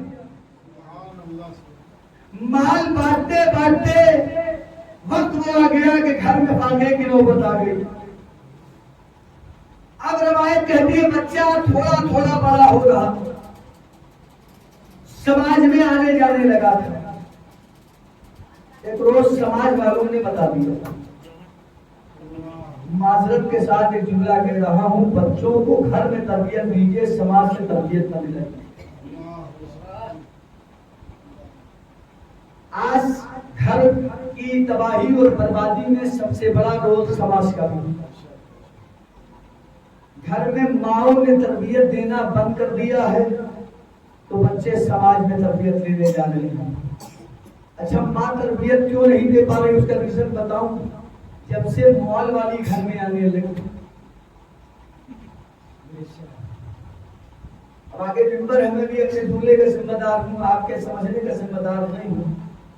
یاد رکھیے گا, اسی لیے مولا حسن نے فرمایا تھا اپنے لیے زوجہ تلاش کر کے نہ لانا, بچوں کے لیے ماں تلاش کر کے لانا.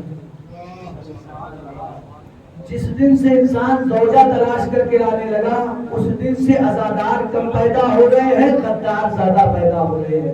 صلوات بھیجیں خود محمد.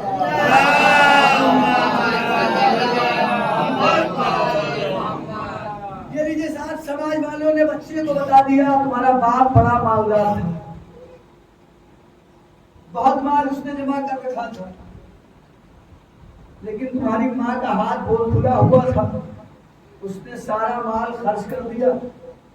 حالت یہ ہو گئی کہ تمہارے یہاں غربت آ گئی.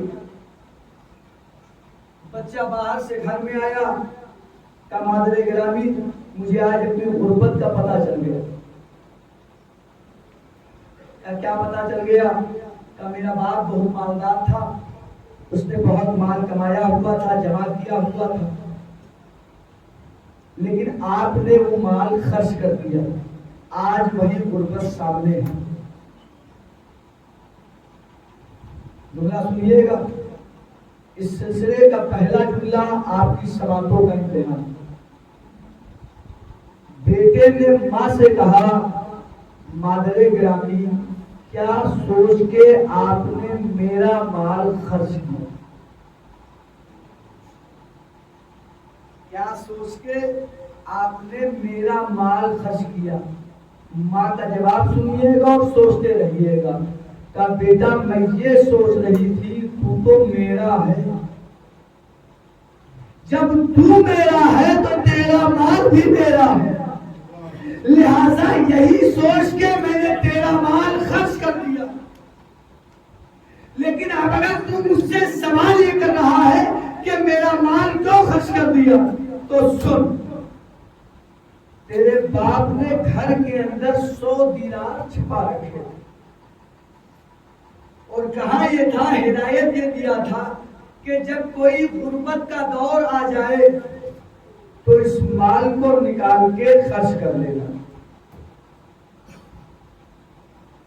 شہر سے وہ 100 دینار نکالا یا درہم نکالا اور نکال کے ماں نے بیٹے کے حوالے کر دیا. کہا مادر گرامی یہ مال آپ نے پہلے کیوں نہیں نکالا؟ کہا بیٹا اس سے بڑا غربت کا دن اور کیا ہوگا کہ آج تم بیٹا ہو کے ماں سے مال کا سوال کر رہا ہے. یہ لیجیے صاحب, اس نے ماں سے لیا 100 دینار یا 100 درہم اور کہا مادر گرامی میں اس سے کرنا چاہتا ہوں تجارت, آپ مجھے دعاؤں کے ساتھ کیجیے ہدایت.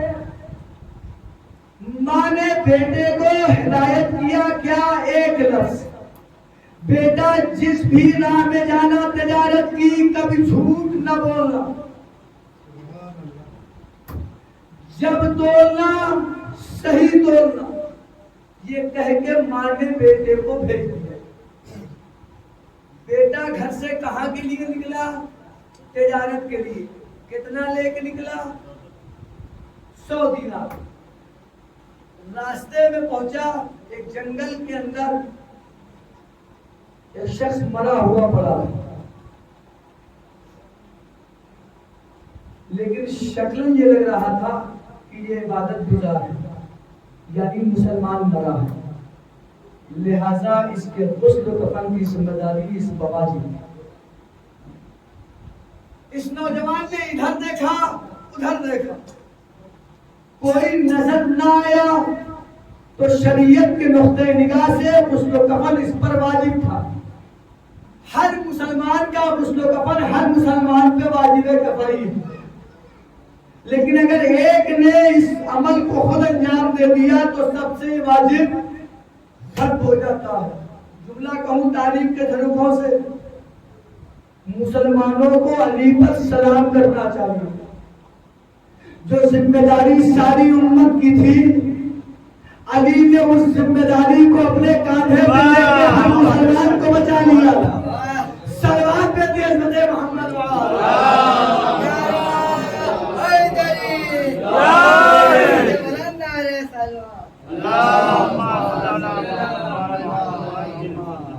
یہ لیجیے صاحب، یہ گیا، اس نے غسل کفن کا انتظام کیا۔ کتنا لے کے چلا تھا گھر سے؟ 100 دینار۔ غسل کفن میں لگ گئے 80 دینار۔ کتنے بچے؟ 20 دینار۔ اب یہ 20 دینار لے کے چلا، سامنے ایک شخص عبادت کر رہا تھا، یہ امیر رکے۔ روایت کہتی ہے جب یہ عبادت سے فارغ ہوا، یہ میں کچھ زمانے کی بات کر رہا ہوں کہ جب لوگ دوسرے سے ملنا چاہتے تھے۔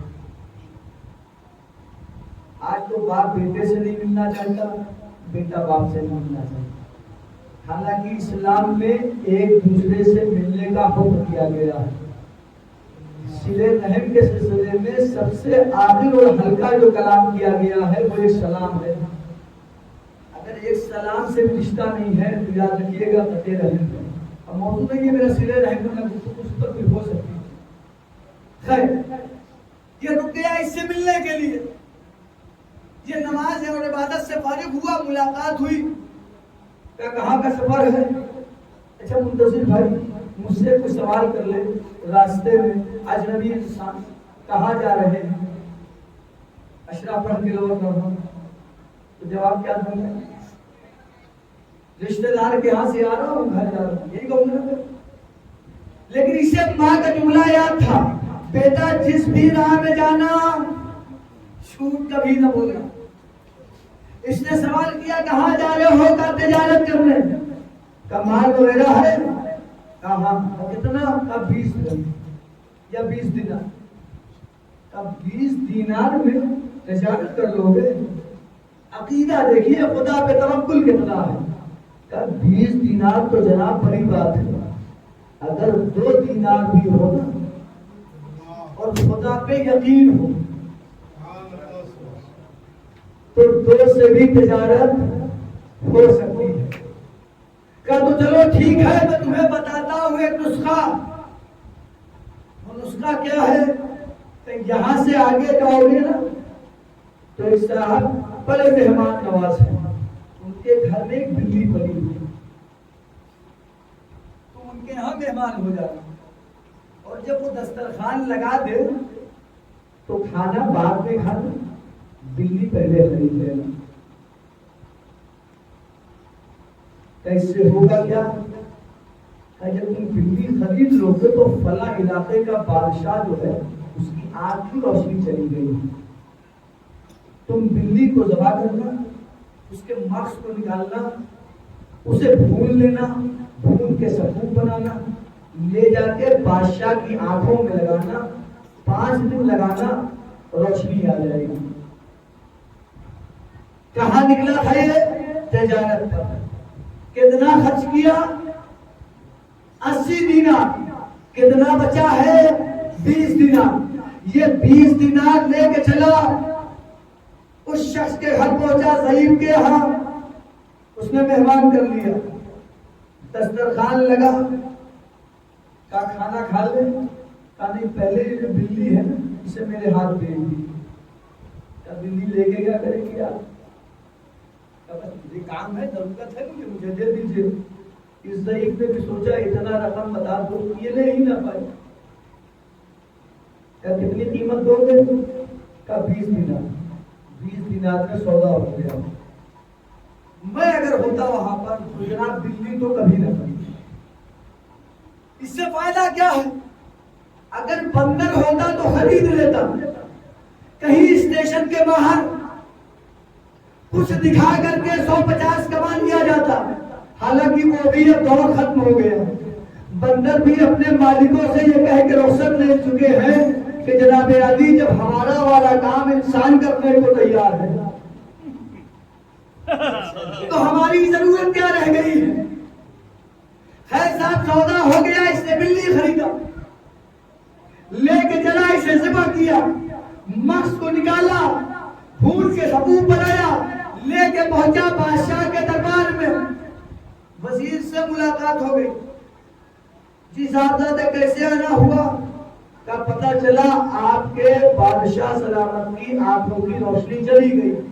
صحیح سنا؟ تو پھر آپ کا کیسے آنا ہوا؟ کہ میں علاج کے لیے آیا. اس نے اسے اوپر سے نیچے تک دیکھا. کہا آج سے پہلے کوئی علاج کیا ہے؟ جواب سنیں گے. کہا یہی پہلا ہے, یہی آخری. یہی پہلا ہے اور یہی آخری ہے. کہا اچھا ٹھیک ہے, مجھے تمہاری جان زیادہ پیاری ہے, میں تمہیں ایک منظر دکھانا چاہتا ہوں. وہ لیے ہوئے تہہ خانے میں آ گیا. کہا ذرا یہ سامنے جو الٹی لاشیں لٹکی ہوئی ہیں انہیں گن ڈالو, یہ کتنے ہیں؟ اس نے گنا. کہا جناب یہ 99 ہے. کہا میں یہ نہیں چاہتا ہوں کہ اس حال کی سینچری تم سے پوری ہو. کہا پھر؟ کہا علاج کر لو گے؟ کہا کر لوں گا. کہا اگر نہیں کر سکے تو حشر ہی ہوگا. تو انکار ہوا. کہا علاج ہو جائے گا. اس نے ثبوت نکالا, نکال کے بادشاہ کی آنکھ میں لگایا. نسخہ بتانے والے نے کہا تھا نسخے کے ساتھ زیادتی نہیں ہونی چاہیے, ایک دن میں ایک ہی نیلی لگائی جائے گی. اگر بادشاہ کہے بھی کہ دوسری تو اسے منع کر دینا. 5 دن لگانا, 5ویں دن روشنی آ جائے گی. اب مجھے نہیں پتا اللہ نے 5 ہی کے صدقے میں شفا کی ہے. اس نے 5 دن ثبوت لگایا. بادشاہ کی آنکھوں کی روشنی واپس. جیسے ہی روشنی واپس آئی بادشاہ نے کہا آدھی سے کیا پوری سلطنت تمہارے حوالے. نتیجہ جو مجھے لینا ہے جسے آپ کہتے ہیں ٹیم کا بند, وہ مزیدار ہوگا انشاءاللہ. اور خالی یہ سلطنت تمہارے حوالے نہیں بلکہ میرے ایک عدد ہے بیٹی, میں اس کا عرض کرنا چاہتا ہوں تم سے کہ یہ تو تبھی ممکن ہے جب میری ماں مجھے اجازت دے دے. یہ نیچے صاحب گیا اور ماں کو بھی لے آیا, اجازت ہو گئی, شادی ہو گئی, بادشاہ کی حکومت کا مالک ہو گیا. کچھ دنوں کے بعد یہ گھر کو چلا تو جس نے نسخہ بنایا تھا اس نے شرط لگایا تھا کہ جب نسخے سے آرام مل جائے گا اور مال ملے گا تو مال میں آدھا آدھا ہوگا. یہ صاحب جناب کچھ دنوں کے بعد گھر کو چلا, اونٹوں پہ مال اور زیورات لوٹ کیے گئے. اچھا میں ہوتا منتصر بھائی چچا تو کیا سوچا, آج یہ راستے میں نہ ملے تو زیادہ بہتر, سارا اپنا ہو جائے. لیکن یہ دل ہی دل میں دعا کر کے چل رہا ہے پروردگار کو مل جاتا, جس سے آدھے آدھے کی بات ہوئی. یہ لیجیے صاحب اسی جگہ پہ پہنچا تو ملاقات. سلام علیکم. علیکم السلام. کیا بھائی نسخہ کام آیا؟ جتنا بتایا تھا اس سے زیادہ کام آیا. کہا پھر جو معاہدہ ہوا تھا, کہا اگر معاہدے پہ عمل نہ کرنا ہوتا تو راستہ بدل دیتا. اسی لیے تو یہاں تک آیا ہے. آدھا آدھا مال بن گیا. جیسے ہی آدھا آدھا مال تقسیم ہوا اس بوڑھے نے جس نے یہ نسخہ دیا تھا کہ ابھی ایک مال بچا ہوا ہے. یہ یوپی کی زبان کا جملہ ہے, ابھی ایک مال بچا ہوا ہے. کہ وہ کیا, کہ وہ جو آپ عقد میں لے کے آئے ہیں بھی آپ کے نسخے کا نتیجہ نہیں ہے، میرے بتائے ہوئے کا نتیجہ ہے۔ کہ جائے چلیے صاحب اسے بھی تقسیم کر لیجئے۔ کیسے تقسیم ہوگا؟ کا شرط یہ ہے کہ آدھا آدھا الگ ہو، لیکن زندہ رہنی چاہیے، مرنا نہیں چاہیے۔ یہ لیجیے صاحب، اس کا خدا پہ اتنا بھروسہ، اس نے کہا ٹھیک آپ اسے آدھا آدھا بانٹیے۔ آدھا لے کے دونوں نے پکڑا۔ علامہ مجلسی نے لکھا اس نے ادھر سے آدھا چلایا، اس نے ادھر سے آدھا چلایا، چلتا ہوا آدھا روکا۔ روکنے کے بعد اس ضعیف نے کہا تو نے مجھے پہچانا نہیں، میں تیری شکل انسان بھلے تو ہوں فرشتہ۔ تو نے جو خرچ کیا تھا نا 80، اللہ نے اس کے عوض میں مجھے تمہاری ہدایت کے لیے بھیجا تھا۔ اب میں اس نوجوان سے سوال کرنا چاہتا ہوں، تم نے اتنی بڑی تجارت 20 دینار سے کیا، 20 درہم سے کیا، کیسے کامیاب ہو گئے؟ کہ مولوی صاحب بھی ہو یہ بھی نہیں پتا، میں نے خرچ کون سا کیا، بزنس میں لگایا کون سا۔ میں نے کہا کیا مطلب؟ کہ یہ جو 80 تھا یہ کس کا مال تھا؟ میں نے کہا تمہارا۔ کہ میں نے وہ مال کہاں خرچ کیا؟ اللہ کی راہ میں۔ وہ جو 20 تھا یہ کس کا مال تھا؟ جواب ملا اللہ کا۔ اپنا والا مال میں نے راہ خدا میں لگایا، اللہ والے مال سے میں نے تجارت کیا۔ اب اگر اللہ والے مال سے تجارت کیا جائے تو کیا اس کے بعد بھی کامیابی نہ ملے گی؟ اس کا مطلب یہ ہے کہ وہ رزق کسی انسان کو کامیاب نہیں بنا سکتا ہے جو رزق صرف اپنے کام آئے۔ ہر وہ رزق کامیابی کی سند دلا سکتا ہے جو رزق کسی بندے خدا کے کام ہے۔ عزیزوں، وہ جان کس کام کی؟ جو صرف اپنے کام ہے۔ جان وہ کام کی ہے کہ جو کسی بندے کے کام آ جائے۔ امام حسین چاہتے تو مدینے میں بہت سے افسائی زندگی گزار سکتے، کوئی امام حسین کا بال بھی باقا نہیں کر سکتا، لیکن امام حسین نے مدینہ خود چھوڑا، نکالے نہیں گئے حسین مدینے سے، حسین مدینے سے نکلے۔ اس لیے انما خرجت لطلب الاصلاح فی امت جدی، امت رسول کی اصلاح کے لیے حسین نے اتنی بڑی قربانی دیا۔ مولا مدینے میں رہتے جان کو امان مل جاتی، خون بھی نہ بہنے پاتا۔ عجب نہیں حسین آواز نے خود میں سمٹ جانا زندگی نہیں ہے، دوسروں کے کام آ جائے وہ زندگی۔ اے عزیزو، امام حسین کی اتنی بڑی قربانی، یہ قربانی حسین مظلوم نے کیوں کی؟ ہمارے ہی لیے تو یہ قربانی دی گئی ہے، آپ ہی کے لیے تو یہ قربانی دی گئی ہے۔ اللہ، ورنہ اگر ہمارے اور آپ کے لیے قربانی نہ ہوتی تو ہم تصور کر سکتے ہیں کہ سکینہ کا رخسانہ اور شمر کے تماچے، ہم تصور کر سکتے ہیں کہ علی اکبر کے سینے پہ برچھی کا پھول لگ جائے، ہم تصور کر سکتے ہیں عباس کے بازو قلم ہو جائے۔ اجکم علی الزہرا، اے عزیزو، ماشاءاللہ یہاں میری نگاہوں کے سامنے بہت سارے ایسے افراد میرے بزرگ بیٹھے ہوئے ہیں جو صاحب اولاد ہوتے ہیں۔ ہر بات کی کیا تمنا ہوتی ہے اولاد سے؟ مجھے تو نہیں پتا کہ کوئی باپ بیٹے سے یہ توقع رکھتا ہوں، یہ تمنا رکھتا ہوں کہ بیٹا مجھے مال لا کے دے گا، بیٹا مجھے دولت لا کے دے گا، بیٹا مجھے کار لا کے دے گا، بیٹا مجھے بنگلہ لا کے دے گا۔ نہیں، ہر بات کی یہی تمنا ہوتی ہے، مرنے کے بعد بیٹا غسل و کفن دے دے، مرنے کے بعد بیٹا جنازہ کاندھے پہ اٹھا لے۔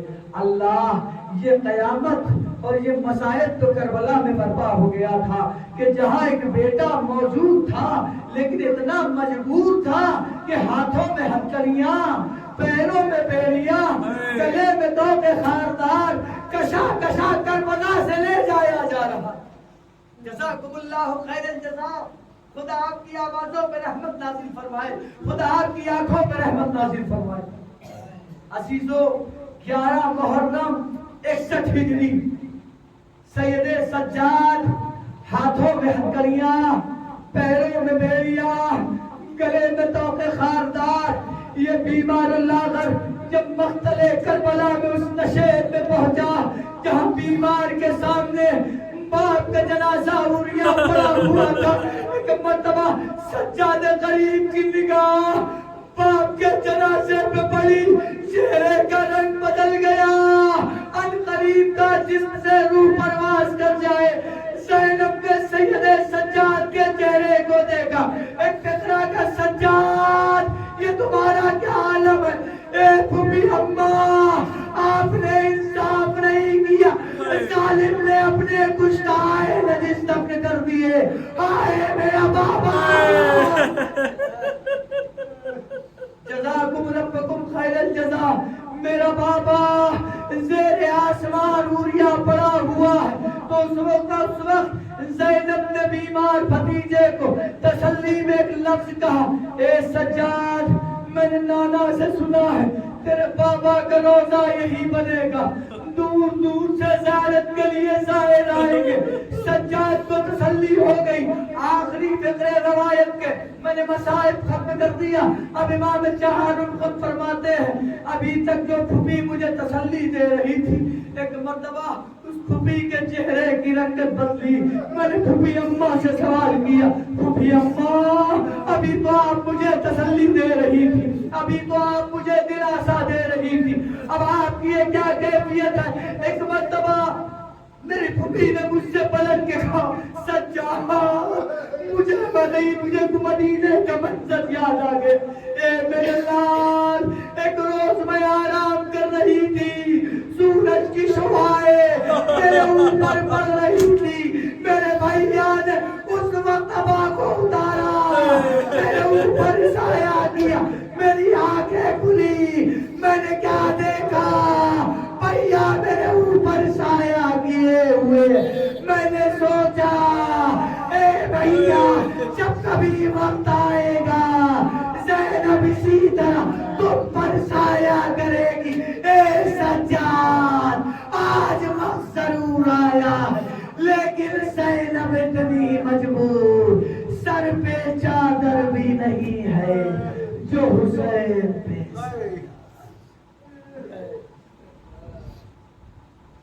سیالم الذین سلموا ایم القلبین ینقلب.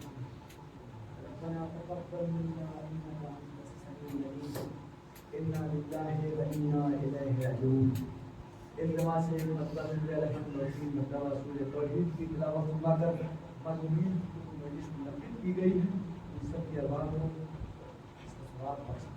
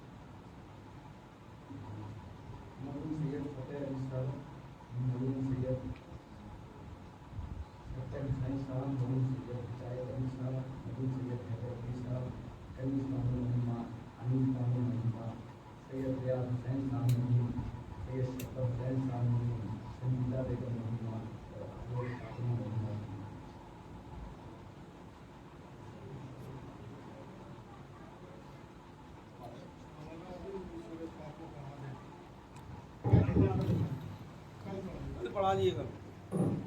یا حسین یا حسین یا حسین یا حسین یا حسین یا حسین یا حسین یا حسین یا حسین یہ نوح والی سکینہ کا تھا او بابا یہ نوح والی سکینہ کا تھا او بابا یہ نوح والی سکینہ کا تھا او بابا یہ نوح والی سکینہ کا تھا او بابا پردے ظالم سے مجھے آ کے چھڑاؤ بابا یہ نوح والی سکینہ کا تھا او بابا یہ نوح والی سکینہ کا تھا او بابا یہ نوح والی سکینہ کا تھا او بابا یہ نوح والی سکینہ کا تھا او بابا یہ نوح والی سکینہ کا تھا او بابا یہ نوح والی سکینہ کا تھا او بابا یہ نوح والی سکینہ کا تھا او بابا اس کے کسی سے گلا باندھ لئی انہوں نے میرا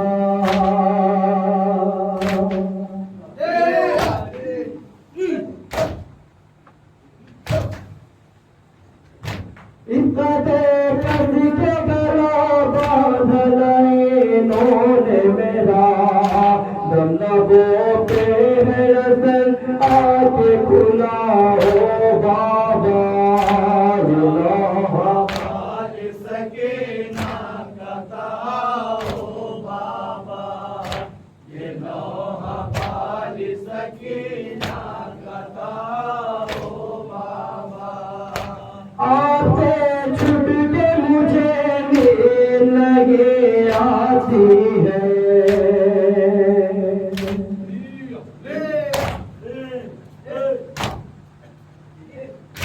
آپ سے چھٹ کے مجھے نیند لگے آتی ہے آگے سینے پہ مجھے اپنے سلاؤ بابا یہ نوح والی سکینہ کا تھا او بابا یہ نوح والی سکینہ کا تھا او بابا شمنے مار تماچے میرے کو ہوئے چھینے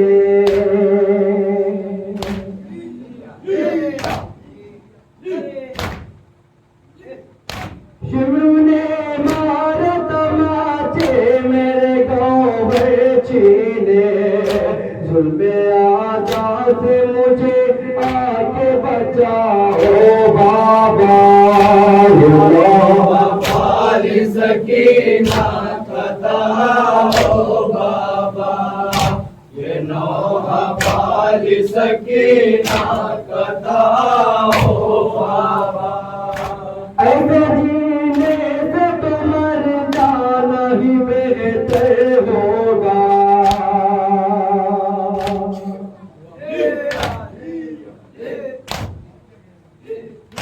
ایسے جینے سے تو مر جانا ہی بہتر ہوگا اس جہاں سے مجھے پاس اپنے بلاؤ بابا یہ والی سکینہ کا تھا او بابا یہ نوح والی سکینہ کا تھا او بابا امتحان لیتا ہے مجھ سے میرے الفت کا یزید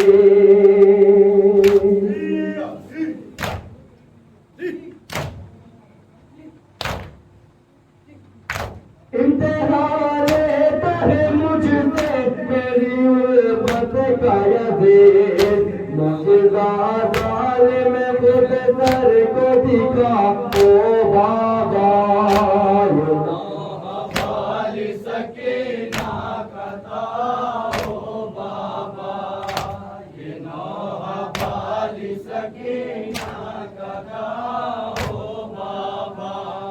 میں ہوں پھیلائے ہوئے دامن ارماں بولا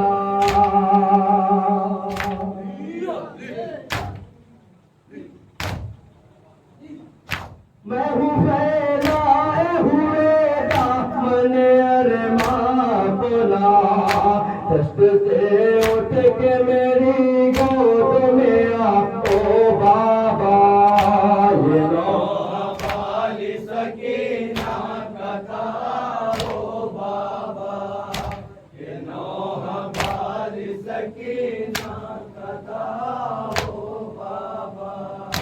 پہلا سب بتائے بال سکینہ کے رمو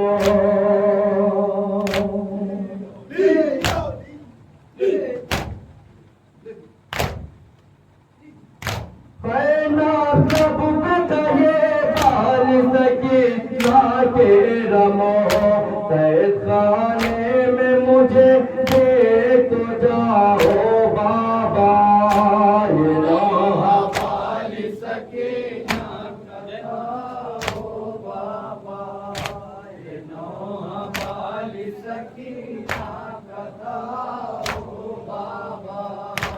خود ظالم سے مجھے آ کے چھڑاؤ